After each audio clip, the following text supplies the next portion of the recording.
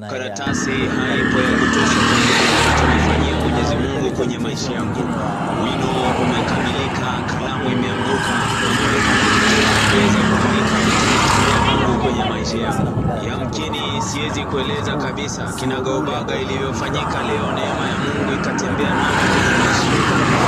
Ninashukuru Mungu kwa sababu ya Januari, Februari. Nampongeza tena kwa sababu ya Machi, Aprili. Usinisahau Mei na Juni, Julai na Agosti unikumbuke. Septemba na Novemba Baba uweze kuwa pamoja na mimi.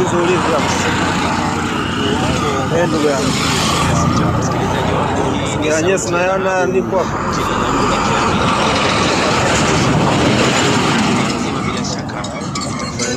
Bila shaka nitafurahia kwa sababu aina ya timu zote jinsi ambavyo zinacheza.